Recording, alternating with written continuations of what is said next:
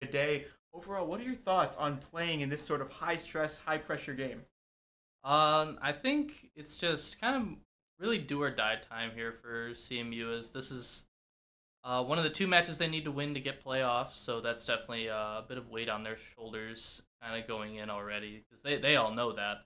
And but we are at full roster today. Everybody's back in the swing, so we'll definitely see CMU at full strength today, Yeah, which will definitely. be I was interesting. walking. I was walking towards the business college here at CMU, and me and Raspberry are both business students, and so we were walking over. Ah. And Raspberry, as I'm walking down, Raspberry's walking towards me. He says, he just puts his arms up in the air. He's like, "I will be back today." He was very happy about it, and I think he is thrilled to be back here today. And I'm really excited to see his Lucio back in the play. Yeah. He's very fun to watch. He's very, very clutch when it's needed. Mm-hmm. Overall, as you mentioned with the do or die, CMU is 4-7 right now on the Right. season in league play.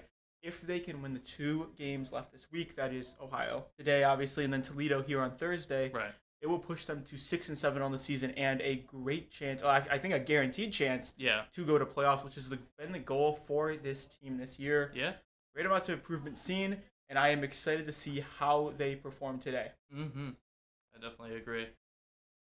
I don't. I believe I heard them talking about not wanting to play on Oasis for the first control map, which is interesting because I think as you told me, I believe Ohio has a decent Pharah player on their team.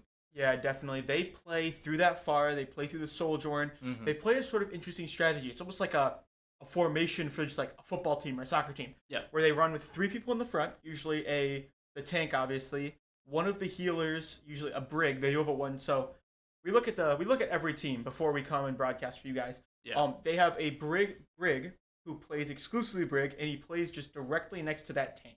Mm-hmm. And we've seen that every single time we watch their game against Western. They play like that, and they usually have one DPS. Generally Sojourn, but they do switch sometimes. Right. In the back line, they play through that Pharah. She's really who they're trying to facilitate through. That's who they're trying to make sure gets the most amount of damage. That's who they're looking for to play through. And I think Oasis is exactly where they want to go because I believe Oasis plays really well into Pharah's game plan overall.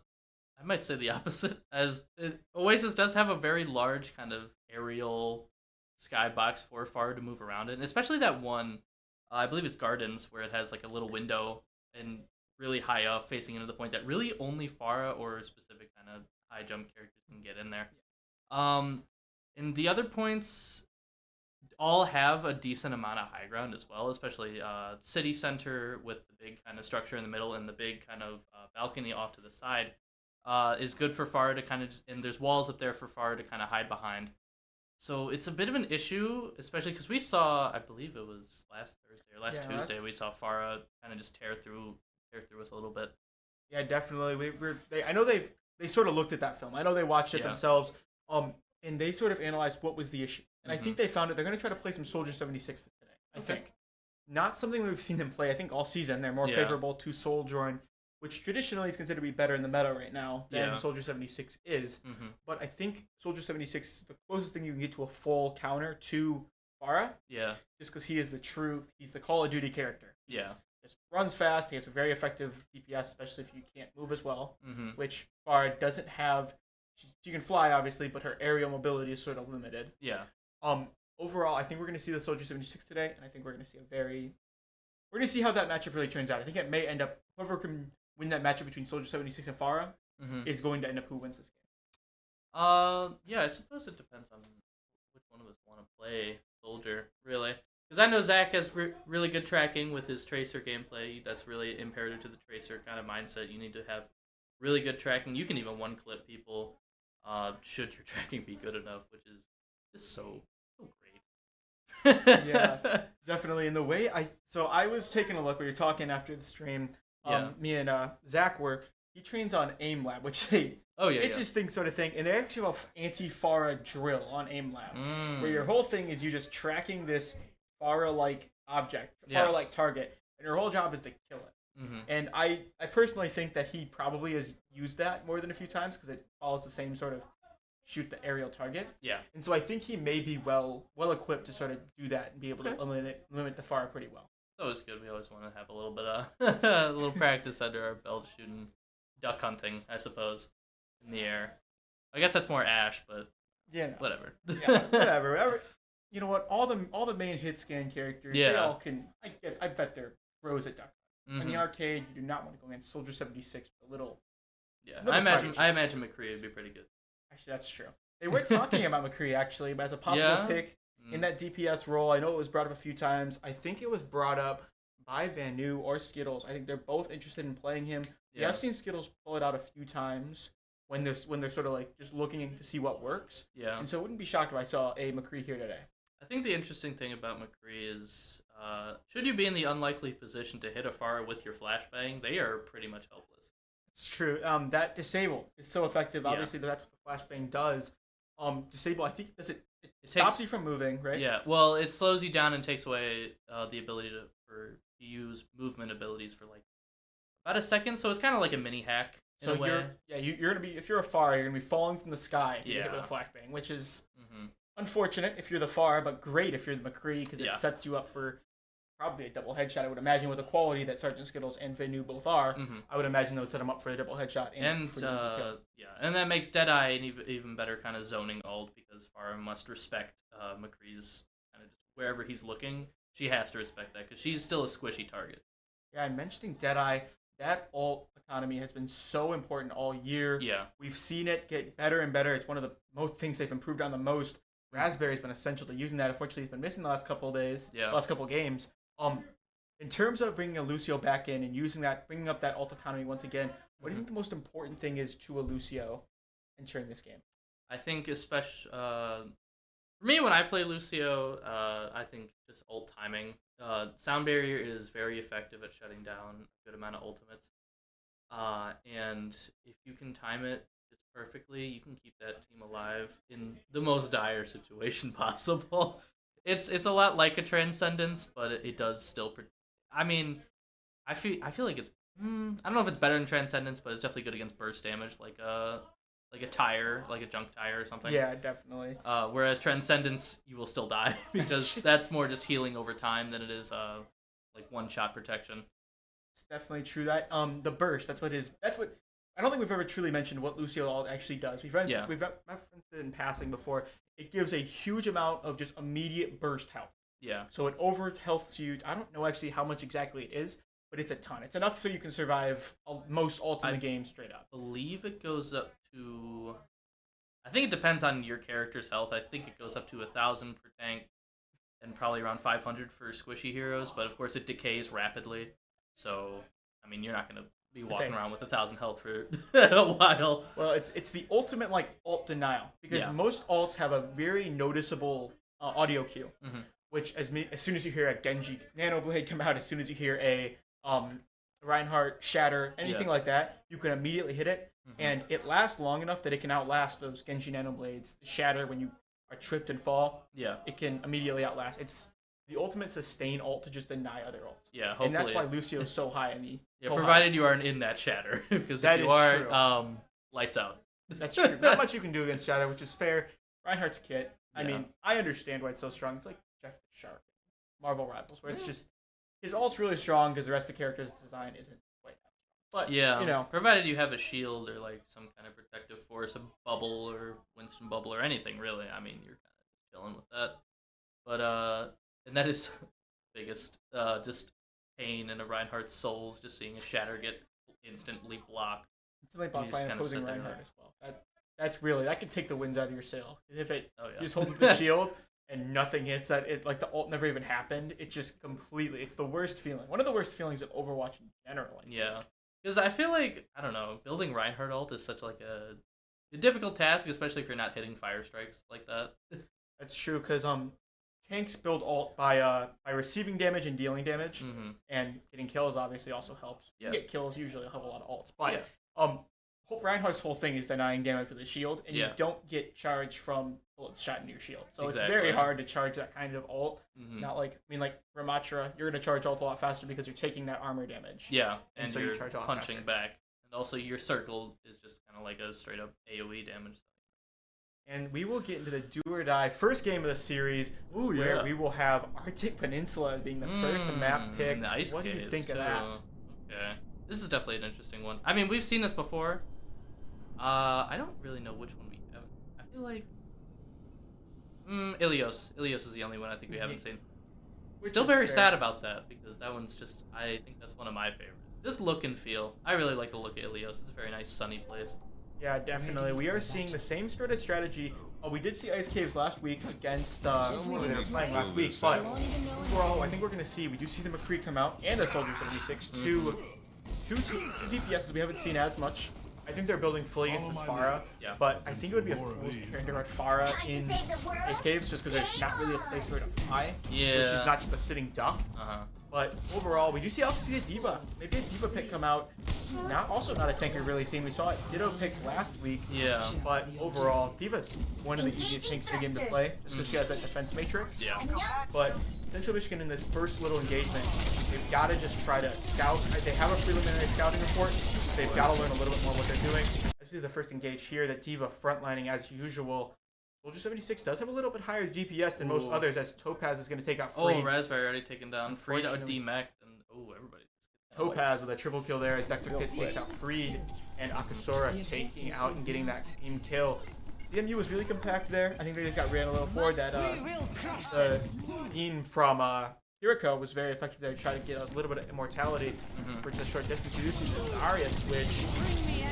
Lucius taking a huge amount of damage here in that early phase. Luckily, he does massively heal. So Zack getting taken out by the Sojourn Slowfield. Interesting. Yeah, that matchup between McCree and Sojourn is one of the more interesting matchups just because of that field really can deny the areas Cassidy really wants to put himself, because just it's Sojourn's so dependent. Topaz is going to get freed here. McCree's so dependent on those angles that are really hard to find, and it's a great way to deny one of the best ways. SgtSkittlez here is going to be forced to step back, unfortunately taken out by King James himself. Playing the Kiriko, Akasura is going to take out Raspberry here, playing as Sojourn against Lucio. A little bit of early concerns here for CMU. They've got to get in. They've got to get stuck in here and try to get on the point early here. Free playing that Zarya. Zarya Alyssa matchup is, you see the Kitsune rush come out here from Vaneue. Yeah. And that ult very well to just try to push through this first little choke point. What we do here. Sojourn ult. Yeah. Oh boy, and that railgun. Taking out double kill already. SgtSkittlez does take out Topaz there. Very good. Sort of just counter back. You didn't want him to get that Kiriko. Yeah. He does have Blade though. Next fight, as well as Terra Surge and Kitsune Rush for Ohio. Nothing on CMICH's side though. Definitely, they used two ults there to try to get in. Raspberry will have his ult here in a minute. He does get disabled there by Arissa. Yeah. Unfortunate. But he makes his way around the back. Arya is just being kicked off here. A little bit forced away. We are going to see that. There's a combo. Ult come out. Okay, there's a really good beat. Raspberry there. We were talking about that. Lucio being able to sort of defend his team by denying ult. Extra Pit's going to take out Reed as Akasura takes out Vaneue. 3 people on point for CMU and only 1 Arissa, looks like, and maybe Juno. Very good kill there out of both Zack and Raspberry to secure the point. Juno's going to just jump into a line of fire from SgtSkittlez. Yeah. Very good out of him. Good from CMU to not completely fall over, and we don't lose this point just yet, as we're willing to fight for it. Still, Ohio at 99 means CMU needs to win every single fight on not this point. Definitely, and take out Raspberry there. That ability to be able to hit a Lucio is so difficult like how fast he can move, but obviously he's able to do it. As his move takes out Zack, unfortunately. Actually doesn't quite have the movement abilities that many other Esports have. We are going to see the... Oh, unfortunately, he didn't shoot into that grab. Because Overclock does allow for a piercing railgun shot, so you can hit multiple people at once. As LeBron James is going to take out CJSkittlez, and Topaz is going to take out Raspberry to end round 1. Unfortunate for CMU in that round 1. They did show a good sign of life. That's what you want to do. Yeah. I think they've learned a lot from the game, and overall they're looking to sort of... They know what happened. They know what they're facing now. Yeah. And now it's likely the time to step in. Topaz is going to switch to the Symmetra. Probably just to move out. Yeah, but probably for the teleporter. Yeah, trying to get to that objective first. This map, this point specifically, it's so important that you can get on point early because of how there is 2 or 3 defined choke points that you really have to go through in order to get on point for this map. Yeah. And I didn't even... I didn't even notice LeBron James' name there. He's playing Zenyatta today. It looks like our glorious king has come to play for Ohio Esports. LeBron James, he's a difficult nickname to find. I was looking him up. There is probably 50 LeBron James in Overwatch, just with different letters capitalized. You think he actually plays Overwatch, though? Oh, absolutely. LeBron James, that's where his secret talent comes from. As we get into the first engage here, Freed here is going to take a big shot. Luckily, he does have the heal. Dexter Pittman did switch to Ramatra as well. Topaz takes out Zack. Oh, Skittles also getting taken out by Skittles. Ram there. Ram on Ram action. Rock'em Sock'em Robots. A lot of punching going on. Choke here. Freed is going to be forced to step back. He does get taken out by LeBron James. As actually takes out Raspberry. That was a nice 2-9 headshot. I knew it was just getting a horror story for this. Good teleport. Kirito, a very good teleport out of the situation. Overall, what we've seen so far is we've seen a good amount of engagement. That McCree's ability to be able to move is struggling a little bit. Yeah. As we do see SgtSkittlez here is going to be... Oh, a nice wall there. Nice wall. Trying to isolate that Ramatra, that's what you need to do. He just has so much health by himself. Trying to punch LeBron there. Doesn't actually get it, though, and ends up paying the price to Sojourn and ends up falling over. And who's going to get Topaz on the way out, though? Very good out of him. This Juno is just his ability to survive. Her ability to survive has been so effective as sure is going to take out Skittles. And then the swap to Symmetra. Definitely good for going up against Ramatra as he can kind of just pierce through his block. And Symmetra DPS can really go kind of nutty once you fully charge your beam. So anything you get 3 robots on in a good spot, which there are some good spots here for it to be played. He's going to set up the teleport there. The ult from Ramatra is out, though. Huge amounts of damage. And an enemy transcendence as well. Oh my goodness. That is an invincible death ball coming through. Raspberry's ult does go off before he is unfortunately taken down. SgtSkittlez, Freed, and Zack are all off the field, unfortunately taken out by 3 different members. They are pressed up really high here. Okay, there might have been 4 ults used in that one fight. There definitely were. McAllister still has he still has overclock, so... And I think what Ohio was banking on was them kind of just not losing this point anymore. With that last fight, but it looks like CMU will hop onto the point here, but someone definitely needs to touch that right now. I was going to say, they do get on it, top forcing overtime. Definitely pestered. Taken out by Topaz. Well, both tanks are down. Definitely, if you do see the Blizzard come out here for CMU, it's going to force them all off point. SgtSkittlez and Zack capitalize, getting a double kill there. Now we're going to see really the power of Symmetra. Raspberry's going to scaring me by jumping that far forward right now. Right here is going to be stepping forward. He's got to get on point, aided by that Lucio coming back, and already mobile tank. He's got a bit of attack going. And we're going to see that Ramatra is such an unfortunate thing. But that nice Symmetra. Very nice out of him. They're going to try to find Topaz dealing over half and going to force him to retreat there for a second. Ohio wants nothing to do with this wall here, so they'll just kind of back off for a little bit. Exactly, they have the time. They're going to try to use the advantage. There's a very good wall there out of Skittles here. Gonna force that E out of Ramatra. Gonna just force the use and a of nice Zack. pick by Zack on Topaz, right as he was trying to crawl over the wall there and get away. Brilliant shot out of him as this Doomfist pick, I've been, in the past, I've sort of spoken it as like a pick you want to use if you're trying to do this point, but it's doing very well for Freed here. I see he's getting absolutely bonked. He backs into both the healers. I saw him on 15 HP there. That was a little scary. Definitely, as we're going to see the Ram, the team another nice wall by Skittles there. wall is really keeping Ramatra away from I hear point. the Iris. Oh, just as I'm saying that, Dexter gets a double kill there on both Vaneue and Zack. Bar comes out right now. Yeah. They are going to take it all. May here is going to be stuck on point. Not much you can really do as she just gets absolutely focused down. Freed and Skittles are the last two to die here. As overtime will trickle down, unfortunately, as they take round 2 here. And the first round of this of this match. Overall, what did you see there towards the end there? Obviously, a very good performance in CMU trying to pull both games back. Yeah. What do you see as a more experienced player in this sort of situation? I think it was... Here, get to play the game here. Back here, get the single kill there. Those walls have definitely been really good, and you can see the Symmetra kind of DPS there. Just average Symmetra gameplay, just kind of looking around, beaming people. In terms of that match, though, it was kind of unfortunate that a lot of people, it's kind of what I've seen a little bit from the team overall, where it's just like somebody goes down early and then that kind of just leaves the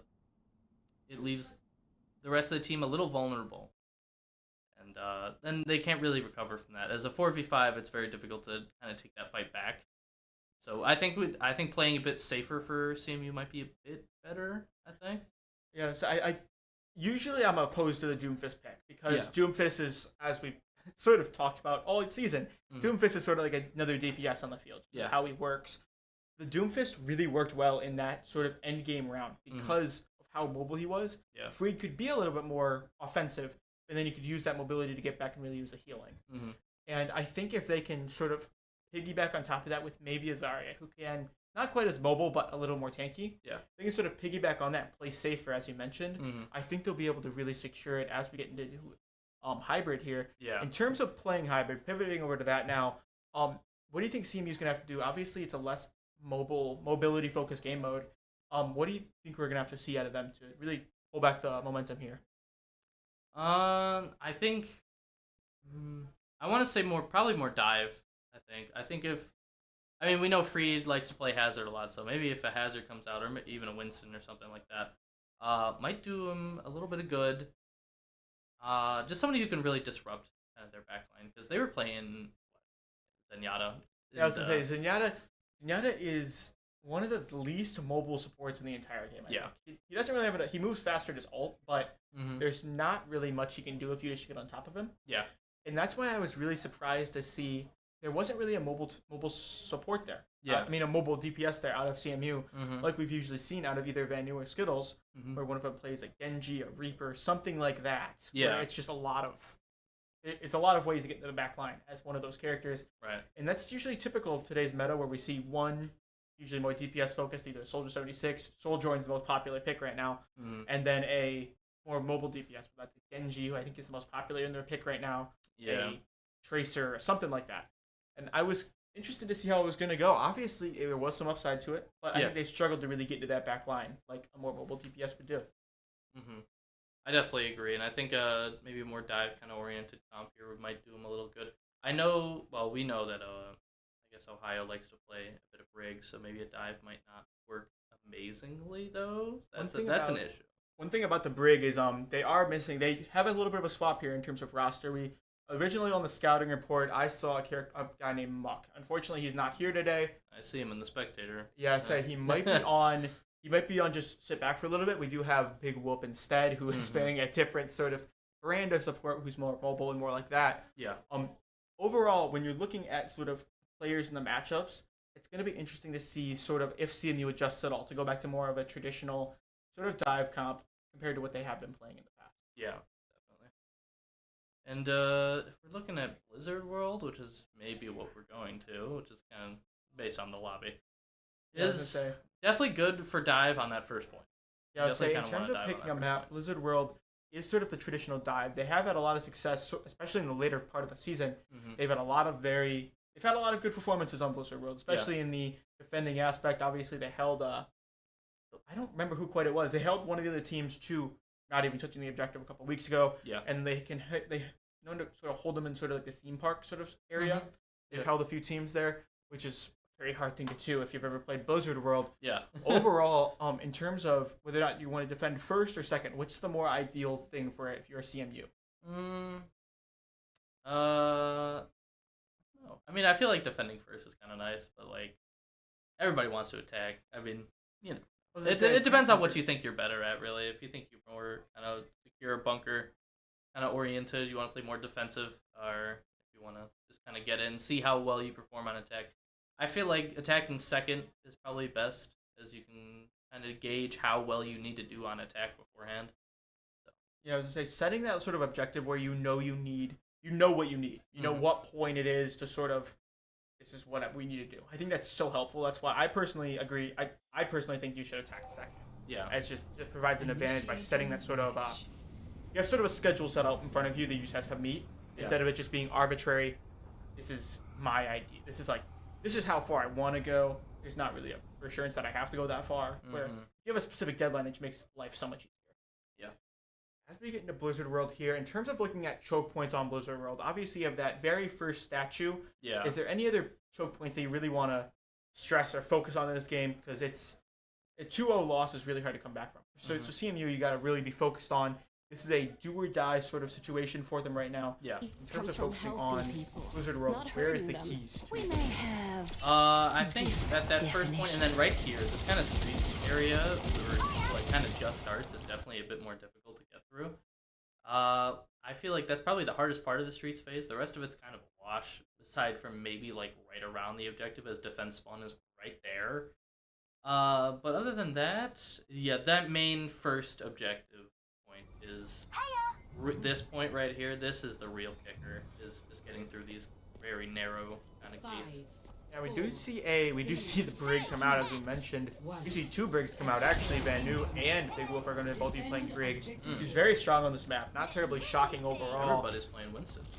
We see a lot of Widowers in this match. Winston being played by both. SgtSkittlez playing the Widowmaker, maybe in a way to try to get to that backline, as we mentioned. She can sort of artificially sort of influence. Ashe does get a big power spike as soon as she gets her first trait. Skittles gets a nice snipe onto Osorio there. Very nice. He does get disabled by the Ana before being taken out. Unfortunately, Free just gets sort of swamped there. Topaz is going to get the final shot and then Skittles gets dove on. He does survive the dive, though. Very good out of him. Sort of stay alive here as they do secure. They don't quite push him fully back, but they're able to sort of stop the bleeding there really well out of CMU. Yeah. That's a difficult skill. Jumped here by 2. And that Tracer kind of just waiting up in the little ride room up there is definitely a bit of an issue. Don't want to Tracer on your backline. Hey, definitely not. It's so annoying as we see that. Zack gets a kill here on this Ashe again. The sword is not that big this time on Blizzard's World. Yeah, definitely. One thing I definitely want to mention as we get into this game, we do unfortunately have our displays flipped, and apologies for that out of us. Oh, yeah. Zack here is going to get a kill on Topaz. Very good out of him for that. In terms of what CMU's doing a great job. They've got the Ohio team really scattered here. They're sort of just isolating and killing them. Taking so much damage. Zack's going to get the final kill there. McAllister's going to get the kill there. Oh, dear. Definitely Topaz there is going to get a double kill. Zakashura also gets a double kill there on both. Wow, despite losing their tank, Ohio was not. No fear out of them as LeBron James is going to get his ult there. Raspberry will also have the ult. We might see 2 nano boosts come out here. Maybe both of the tanks. I would like to see a Winston nano just absolute brawl. Yeah. Out of both teams. Neither has primal just yet. Especially if Dexter gets his here. Although Topaz does essentially have right now, so that's also a thing that Raspberry and Vaneue need to watch out for. Definitely. Topaz here. Or not. Okay. I guess they'll just throw it at nothing. That's cool. He misses that pulse bomb there. It's so important to get that kill. Dexter's a lot of damage on that him. anti is just too much for him, and he has to back off there. I say, very good shot there. SgtSkittlez with that headshot on Topaz. Oh, Raspberry goes down to the Winston though, but he gets a nano off right before he dies. So we'll see what Freed can do with this nano. Freed there with a single kill. Dexter's taking 2. Instead, Sura is going to be forced to drop off here, dropping that black hole on himself. Sura gets SgtSkittlez that angles as we mentioned before, and the primal is out. I don't know about that primal. Both primals are out as Sura's going to use that. I'm not sure about either of these primals actually. Using these on a potentially over fight was He does keep himself alive. Maybe that maybe be able to sort of reduce that reduced ult charge, and he saw Primal was the only way out as a possibility. Yeah. As CMU is in their a last. nice sleep guard. Wow. That was nice. They're gonna hit him. Dexter's gonna take a large amount of damage Oh, here. and then a rally onto Free to just takes him out really quick. But we've seen with the tank out, you can still do something. But CMU's looking a little especially scattered. with that rally is gonna make everything so much more difficult. Those support ults make everything fighting glue. Yeah, giving everybody on Ohio armor health is definitely not. CMU has got 30 seconds here to get on point. It's going to be so important for them to try to at least get this objective moving here if they want to try to win this point. As Zack gets taken out by LeBron.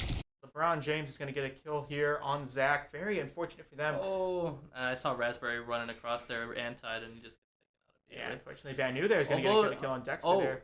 The tank is taken out. Vaneue is... Oh, man. James with a double there. Seeing Winston just kind of flop over there, man. Zack here is also going to get taken out. There is the mid-Dragon Blade, too. Yeah, he's just trying to get a little bit of point there. Using that Dragon Blade to try to sort of use that mobility. Round 1 is going to end here. They did get 94.5% capture progress. So CMU has got to try to just hold as much as they can. It's going to be exceedingly difficult to throw hard in this point. In terms of what you think you're going to see here at CMU, I'm sort of trumped here for what they would. What's their sort of strategy here going into the second round? I think a Reaper would probably help them out a little bit. I didn't think they were dealing too bad with Dexter's Winston there, though. I didn't think it was too bad, but a Winston might help, and it also is a kind of a flanker, kind of can go on the enemy backline should you need it. So we do see the traditional. Zack here has been playing a lot of Echo in these sort of defensive situations. All right. And overall, we do have a Widowmaker who can make Echo's life very bad if Widow is on point, which, I mean, at this level, you would sort of expect it to be. Yeah, Ohio's definitely wants to play that Widowmaker, that Tracer, that and Ana. And they have two snipers that can both make Echo's life very hard. Definitely. In terms of the Brig pick, the Brig is very necessary for this sort of mapping and sort of push people off high ground. Yeah, and you definitely just wanted to whip shot Winston out of the way if he's diving on your supports.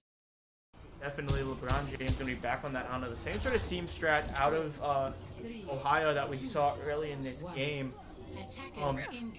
Overall, for CMU, you're going to try to obviously try to hold that early point. You're not going to want to step back or anything like that. What do you think the best way is? Obviously, I think we're going to see the Winston. You're going to try to jump off, go after that Echo. Yeah. We do see that actually he's going to that second layer. You're going to try to penetrate that second layer early here. Siddle's going to be forced to back up large with the damage. In there, though. He does get healed up very well there by both the supports. Supports you started staying in the back line, relying on line of sight. They're not going to want to fight in the buildings. Yeah. Because they're going after both the back lines. Wow, that was an interesting anti. I don't even know how it got back there. Definitely 2 kills there on both of the supports. Zack here, then a big amounts of kills. Big Whoop's going to take out Skittles as Free takes out Whoop. Dexter, unfortunately, is just going to nice blade, not quite as. Oh, but Zack is still here, kind of Zack ready to hold it. Echo. And he's taking out like LeBron James. CMU here is going to most likely concede here. But they may be able to get back. Raspberry looks like Raspberry trying to do what he usually does, getting on point there. And unfortunately, this round 2 will go to Ohio as we move into Flashpoint. We're just going to skip past that a little bit. In terms of what you saw here in the second point, they made it very difficult to put themselves on offense. What did you see there for CMU as just a team? I would like to see where that anti came from, because I saw a random anti-nade hit our backline, and I'm not sure how he got there. I think LeBron James might have just hit the most devious deep 3 of his life, I mean, or something, because I saw both our supports were antied, and then Winston jumped right in, because I'm shocked. Really. That's a very real possibility that anti-nade can go flying, much like LeBron James from the 3-point line. Not quite as good as Steph Curry, but you know what? You can't be good at everything. You gotta have one down point in your game, and I guess LeBron James from downtown on that anti-nade. As they're talking about in chat right now. Moving on to Flashpoint, I think we're gonna see it sort of switch up the strategy. It wouldn't shock me to see a little bit of a positive from CMU. Yeah. As we are in, it's a 2-0 now. They've got to try to take momentum back. They've got to get that first. They've got to get that first objective. They can try to just seize a little bit of momentum back. Yeah. And they can try to move in. We are in do or die. If they lose this third match, playoffs is off the table, and we will move on to Toledo on Thursday with less so important for CMU. Overall, what do you think we're going to see here in this Flashpoint game? I mean, I imagine the Rams will probably come back to fight each other for these flashpoints. Oh, it's kind of tough to say because it's not been like, it's not a very glaring issue I've seen between the two teams. It's kind of, I don't know, unfortunate kind of. I think that those cleanup plays where both tanks are dead, one support off the field, it's literally just the 1v1. I think they've been struggling with that sort of cleanup play. Yeah. Whether or not it's just the Echo coming in late, whether or not it's a random Genji out of left field, whether or not it's an anti-nade from LeBron James from downtown. It's those ending little points that I think they've been struggling with. Yeah. And we will see that a little bit more after the break. Is there anything else you want to say before we go on break here for a second? Well, it might be New Junk. It's Cervasa. I'm not sure. We'll have to see. You will have to see, and stay with us. We will be right back here for CMU's do or die performance against Ohio University. We will be right back.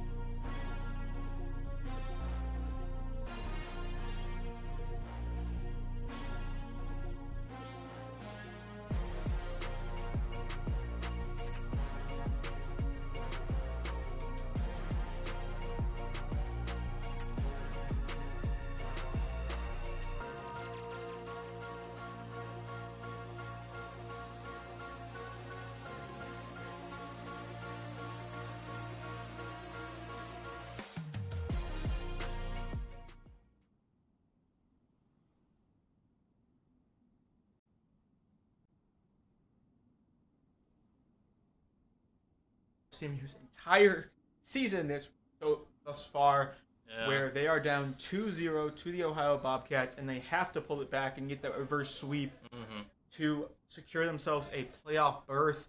Overall, what have you seen? Now that we're moving on to Flashpoint, we do see New Junk City here get loaded up. Yeah. What are you expecting to see here out of a New Junk City pick? I'm expecting probably, yeah. I mean, Farah could play on here, so LeBron is definitely... probably Akuso or Topaz is definitely possible to play. One of them will play Farah, probably. Especially, probably not the first point, but you could. I mean, but all the other points are kind of free game for her.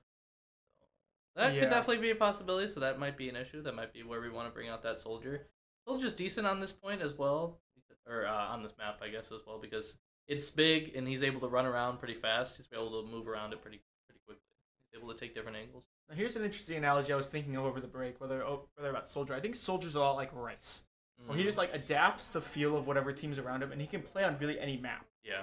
Whereas he can just he's the ultimate like flex player that you can just like sort of inherits what his team is sort of used. And he can sort of do whatever, various quality. Obviously, you're not gonna have a good soldier in every situation, but it can sort of do anything at a at least okay level. Yeah. But getting a new junk, as you mentioned, with that second through final objective being really good for Farah. If I'm looking at this, I'm solely focused on this first objective. Yeah. Because so far, they come out, they punched us in the mouth 2-0. I think if you can try to swing that momentum in that first point, you can really sort of show that we are here and we can sort of do what we want to do. Yeah. And so, for this very first point, what do you think the key to sort of winning this first point is? I think it's just controlling kind of the doorways. If you're able to push the enemy team back into kind of like that little kind of doorway room with the little pillar, I think that's probably the best thing you can do. So it's just a matter of taking space and having presence on the point, being threatening to the enemy team, showing that you can and will take them out. Yeah, definitely. As we get into game here, this very first objective, you mentioned with the doors, do you think we're going to see the Mei pick come out here? As Mei is like the expert at sort of sealing off tanks, sealing off those squishier supports. It's sort of just getting an easy kill for their DPSs or tanks to get. Do you think we're going to see a Mei out of this game? I think it would be smart to show up with a Mei. I think it would definitely be helpful, as Blizzard is also just good on the point as well. Oh, and a Life Weaver from Io. I'll say a Life Weaver is interesting.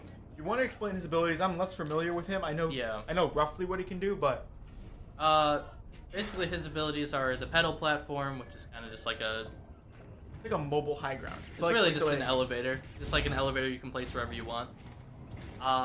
And his dash, which just kind of heals him and moves him forward horizontally, and his life grip, which makes a target invincible for a while as he pulls him back towards Life Weaver, which is a really good way to kind of take any player on your team out of a sticky situation. Definitely, and in terms of what CMU is playing, the same strategies. Zack who's been playing Venture, a very interesting pick as he's taking just jumps. Flanking Ohio, but Osorio's going to come and bail him out. The team scattered. Freed is kind of on his... Oh no, he's got Mei and behind him. They're moving very well, CMU. Unfortunately, on the Kura gets taken out by Zack. Very good out of him. Starting to feel good. Just trying to make something happen. Freed getting just kind of run on by Orisa here, and that lens just coming just a second too late. Loses this first point. Yeah, LeBron James, Dexter, 3, and they will secure this very first flashpoint. Or you can notice, flashpoint, you get points go significantly faster. You don't have nearly as many opportunities. Yeah. Zack here is going to absolutely chase down a good wall there out of Mei. And the JQ and Orisa is definitely... It's a pick. Yeah, JQ traditionally is countered by Orisa because... I mean, I don't mind it too much. They're really just trying to play 2 units here, as you mentioned. This is scattered and their attention is split for them to even focus on damaging this Orisa. There's already a Dragon Blade come out as Topaz gets that double there. Dexter takes 2, and Zack does take out Topaz, trying to stop the bleeding with that Dragon Blade. Unfortunately, LeBron James is going to take out Zack once again. Roadhog now coming out. Roadhog onto Orisa once again. A rougher matchup. What is going on with these things. Raspberry there gets a good kill there at LeBron James. Raspberry has just got to try to touch point if they want to try to secure this very first objective. So critical. The Roadhog. Big Wolf's going to take out Cypher. Oh, they got pulled off. Oh, dear. Oh, yeah. Wow. And it gets taken out pretty quickly. Zack's going to take out Big Wolf. Very good out of him. Freed can maybe sustain himself on point here for a little bit. As long as he doesn't lose aim. Not quite enough, though, to get stop Genji to take you out. Genji and that will secure this first flashpoint for Ohio. Yeah, I don't know about the Roadhog, considering... I mean, he does a lot of damage to Orisa, and definitely get up in her face and do a lot of damage. I mean, as long as you aren't trying to hook Orisa, I mean... Okay. I was going to say, if they can hook a single one of these supports, I think there's a good chance they can try, they can at least get 1 or 2 very good shots. Very good Yeah. on the opposing supports. You see that Annie maybe Butch is going to fall a little bit short for Vaneue. Oh, that full shot's going to take Zack. Oh, that actually it might have been. dog. Yeah, it might have been first. Have a larger explosion radius to get that Zack there. Topaz is going to get 2. Petersen gets 1, and a team kill there for Ohio. Unfortunate for CMU, but now they have the opportunity to come back in full force, come through one of the 2 major entrances, and just try to get on point and secure it relatively easily. LeBron James does have his ult. Vaneue and Raspberry both have theirs. We're going to see Lucio while popping. Base drop theory popping everywhere. Oh, what? Raspberry here is that coming room's around the getting side. a little hairy. He's taking that flanking route, but Harry does take out LeBron. Osorio gets in trouble with that tracer. Yeah. 2 melees. Unfortunate for them. They're just going to be forced to sort of flee. Not going to be able to. Those are heat-seeking missiles. Osorio really put 2 corpses, 1 grave right there. Unfortunately, Freed can get taken out on point. Gets on point. Unfortunately, none of his teammates are there to help him as he gets another kill. He does have his ult charged. Topaz as well. 3 ults charged for CMU. The gold hog will be available. Vaneue gets sniped by a spear. I've got you. We're not ready. Or okay. Yeah, I think they're going to try to set up this next point. It's a hard point to push, especially on the 90% out. Vaneue here just get absolutely blown up by that. You just saw all big whoops to take out Vaneue. And support, they're struggling. Supports are struggling to stay alive, so Zack. Well, they're getting doped on by the Lucio Tracer kind of combo here, and Party time, let's go! like killing anybody here. Hey there. I'm worried about Vaneue as well. He just kind of, I see him just kind of burning cooldowns on the enemy tank and not using him for the people diving him. Here we go on this 3rd flashpoint for CMU. What do you think the critical point is for CMU to try to secure this 3rd flashpoint?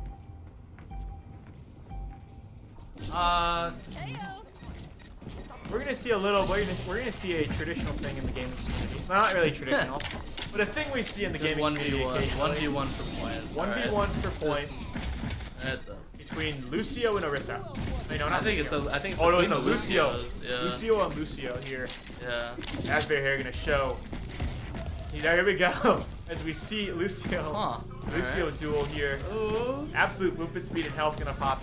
Both of these guys have so much to say, and I'll be amazed if they're I think die. it's just the issue of using amp at the right time.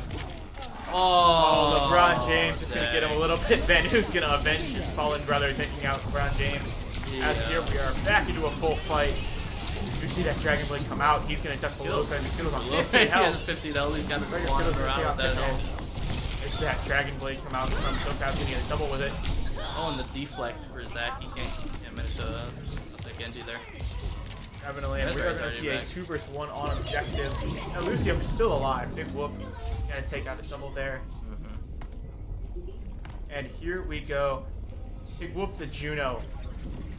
Been a bit like a battle mage, interestingly, as we're going to see them secure this initial start of this 3rd point. You're going to see him gonna step up here. Freed gonna be taking up running help. He's gonna get that big. Exactly what you want to do with That the trap Roadhog. was destroyed right before you looked in there.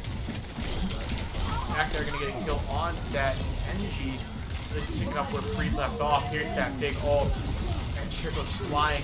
Big ult there by Raspberry, gonna deny it both. That's a lot of ult. I was gonna say, Deadshot and, well, Deadeye. Deadeye, excavation, and a down barrier there. Zack there, gonna get a kill on LeBron James, gonna clean it up. Raspberry here, going to have a high task in front of him to try to keep everybody healthy. A very good ult out of him. Attack here. As he reaches that 5 kill streak, gonna take out Sura, who's been such an issue for CMU today.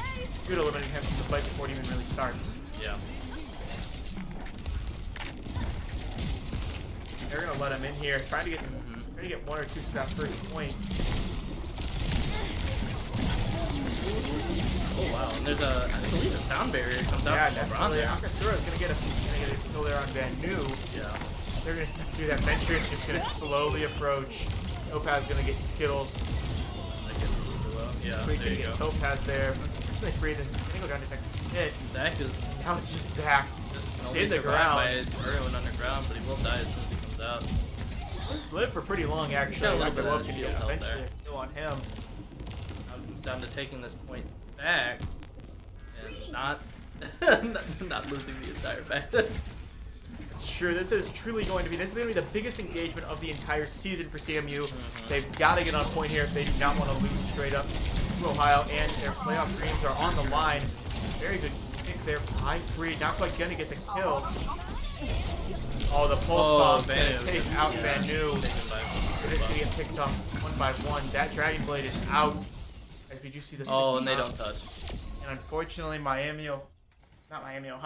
Ohio University is going to secure this third objective and game in general. Overall, just complete disaster for CMU here. That will unfortunately put to bed any playoff dreams that CMU has this year. Yeah. Overall, what did you see in that third game that really determined what happened?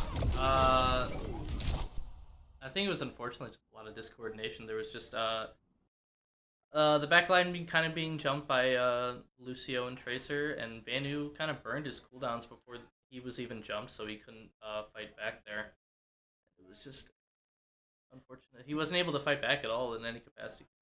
He was burning his cooldowns on the tank when the team wasn't even fighting the tank yet.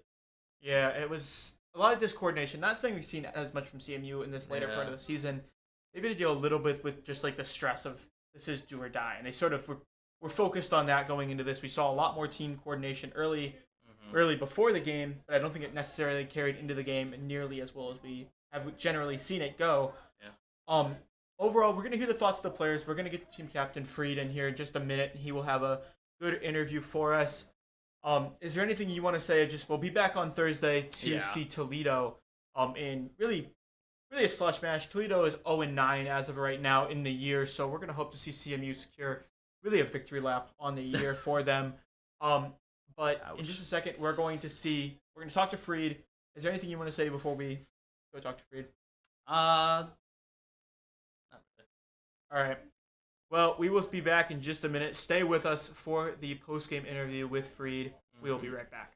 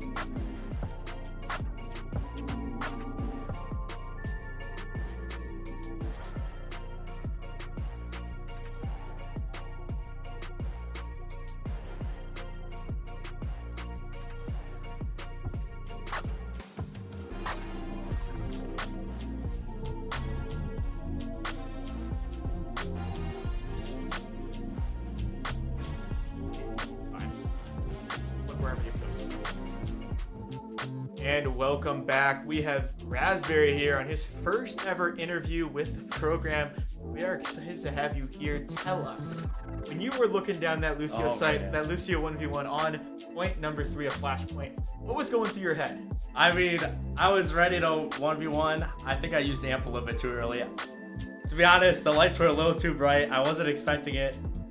I did beat him earlier in the game. I don't know if you were spectating me, but I did beat him earlier. I thought I had it, but man, I feel like the lights were too bright. I came out shaking.